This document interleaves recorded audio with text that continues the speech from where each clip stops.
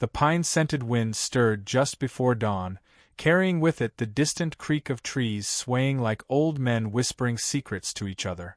In the hollow of a quiet forest near the edge of Montana Territory, a man stood ankle-deep in frostbitten earth, sharpening an axe against stone. The rhythm was slow, deliberate, a ritual more than a task.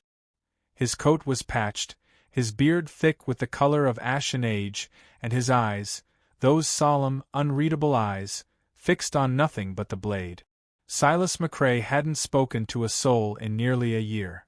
They said he used to be a soldier, others claimed he was a preacher who lost his faith. Whatever truth there was, the only certainty left was that he now lived alone, deep among the pines, in a one-room shack made with the same hands that now split logs as if they deserved it. Every Tuesday, he walked 5 miles into Birch Hollow, a town that didn't welcome him so much as tolerate him. He'd pass the saloon, the blacksmith's yard, the chapel with the cracked steeple, and leave with supplies slung over his back, never staying longer than needed. The townsfolk had grown used to the silence. Children whispered stories about him. Some said he was cursed, others that he once buried a bride beneath the roots of a weeping willow and still spoke to her at night. But if they looked closer, they'd see he wasn't haunted. Just hollowed out.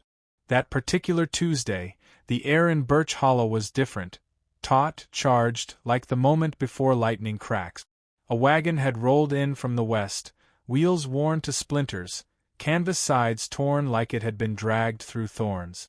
It bore more than just broken crates and dust. Inside were 3 women, grimy, exhausted, eyes dulled like glass left too long in the sun. The sheriff stood nearby, boots planted firm in the earth, arms crossed like a man who didn't want to be there. "Indentured sale," he muttered, not loud enough to invite debate. "Rescued off a trail convoy gone bust. They got no sponsors. County won't feed 'em." Some men whistled. Others spat. One woman tried to smile through her cracked lips and failed. But the third, she stood with a burlap sack tied down over her head, body stiff, hands clasped as though in prayer. The sack was stained with soot and mud. No name was given. No voice offered. She was the last one left. No one bid. "What if she's crazy?" someone jeered. "Or ugly as sin?" "I'd rather take a mule," came another laugh. Silas had stood in the back, leaning against the post outside the general store, jaw clenched. He hadn't planned to stop. He never did.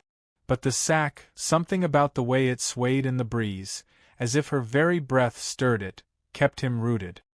His boots moved before he meant them to. He walked forward, pulling $2 from his coat pocket, worn and dulled by time, and placed them on the crate that served as the sheriff's desk. The crowd hushed. Even the sheriff blinked. "You sure, McCrae?" Silas nodded once. No words. The sheriff sighed, took the coins, and waved her over. She didn't move at first, until one of the other women nudged her gently. Then, with mechanical steps, she followed Silas out of town, the sack still cloaking her face, her figure thin but upright. They walked the whole way without speaking. Leaves crackled beneath their boot. A bird shrieked overhead, distant and ragged. When they reached the cabin nestled among pine trunks like a secret, Silas opened the door and stepped aside. She paused, then entered. Inside was sparse but clean. A fireplace crackled. A cot stood near the wall. A small table held a tin cup and a worn Bible with a broken spine. He pointed to the cot. She sat. He didn't touch her. Didn't reach for the sack or speak a command. Just handed her a blanket and stepped outside into the cold until he could no longer see the trembling of her hands. Days folded like linen, quiet and slow. She kept the sack on.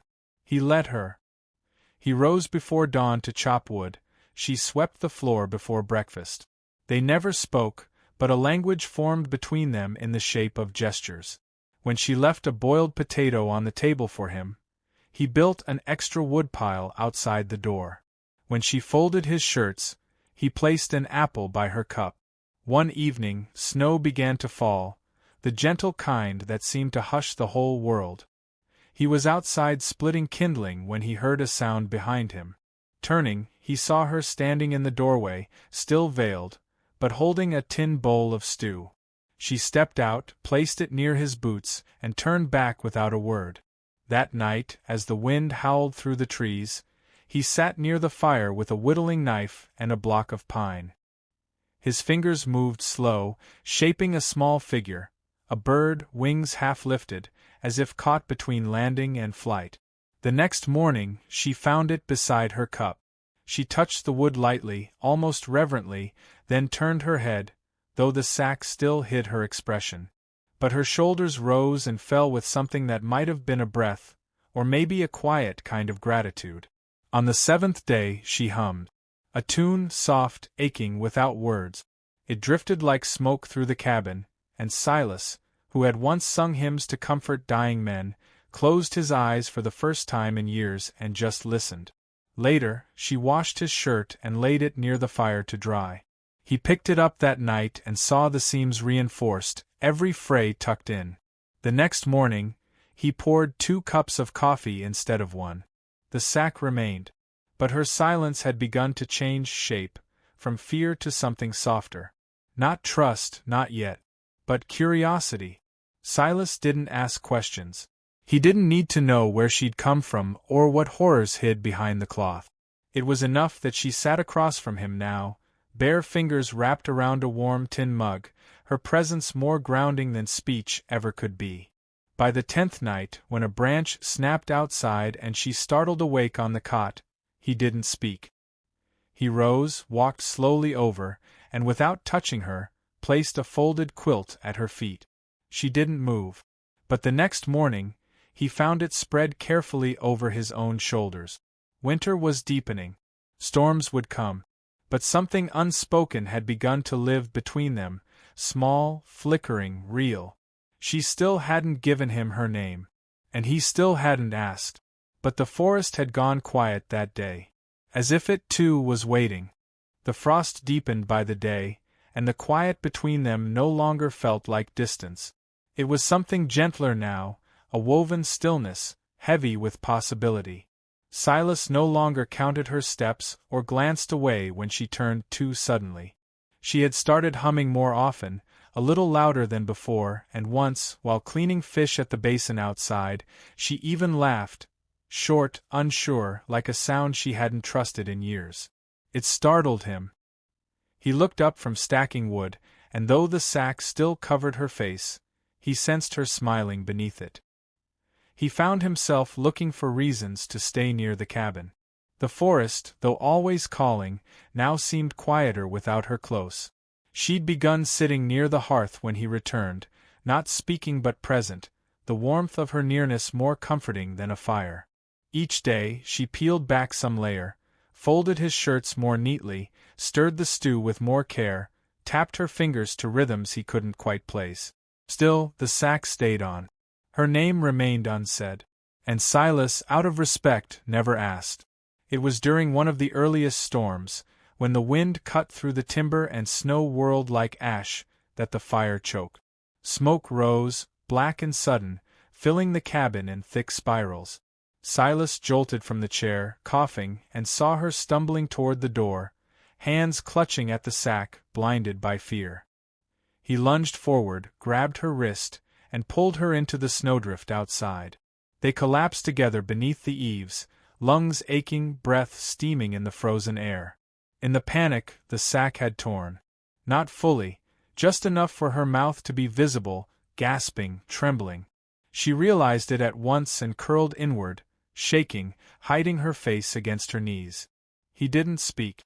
Only reached out, slowly, palm up, and rested his hand nearby in the snow, close enough for her to know she wasn't alone, but far enough not to trap her in it.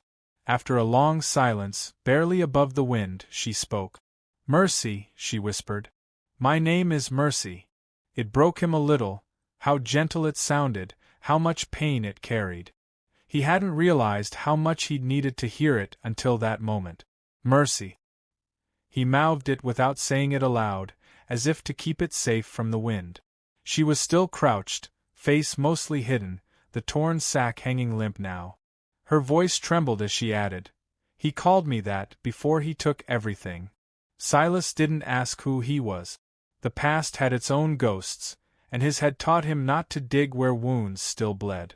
Instead, he reached into his coat and drew out the bird carving he'd been working on. He hadn't meant to finish it so soon, but in the sleepless nights, his fingers had found shape in the wood. Wings outstretched, ready to rise.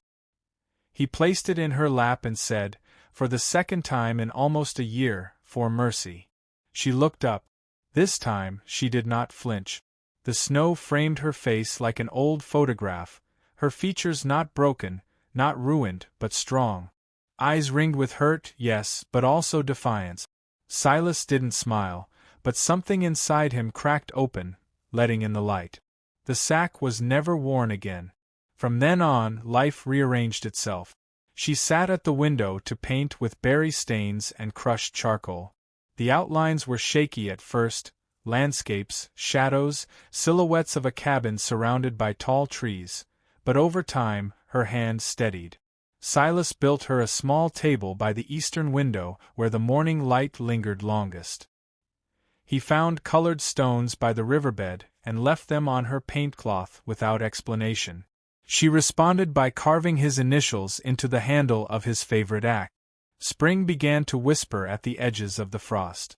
Trees softened, creeks thawed. He noticed her laughing more, the kind that came freely now. She would sing to the chickens and name the stars when they lay outside after supper. And though they still shared few words, the cabin had never felt louder with life. One morning, she laid a ring made of braided wheat at his place beside the bread. He blinked, unsure. She met his eyes and said only, "If you want it." He didn't answer right away. Instead, he rose, left for the workbench, and returned with a carved ring of pine. It was smooth, simple, and bore the faint outline of a bird in flight.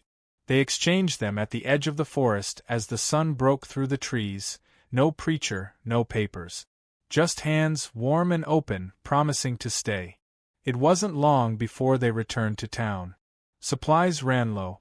Silas hadn't visited since the snow began, and Mercy hadn't stepped foot in Birch Hollow since the day she'd been bought. People turned to stare as they arrived together. Some whispered, others scowled.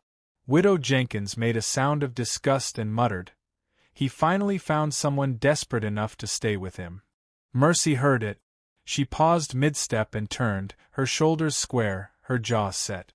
"I chose him," she said, her voice clear and ringing across the wooden fronts of the silent street. "Not because I had to. Because I could. He gave me my name back when I'd forgotten how to speak it." The air shifted. The townsfolk, long used to judging in shadows, now stood exposed. One young girl walked forward, tugged Mercy's sleeve and asked softly, "Are you really an artist?" Mercy knelt and nodded. "I'm trying to remember how." Silas stepped beside her, not in front, not to defend her, but simply to stand with her. The image of the two, together, upright, real, was enough. It said everything no sermon could. They didn't linger. They bought what they needed and left before the talk could start again. But word would spread, as it always did. This time, not with laughter, but with wonder. Back at the cabin, Mercy hung her latest painting on the outside wall. It was a picture of two trees, different shapes, both weathered, leaning slightly toward one another beneath a sky thick with stars. As dusk fell and the fire warmed their small home, Silas sat by the hearth, his hand finding hers without effort. Mercy looked at him, not with fear, not with shame, but with a soft, fierce certainty. "You waited," she whispered. He didn't answer. He didn't have to. The fire crackled. Outside, the wind no longer howled. In its place, silence bloomed. Not empty this time, but whole.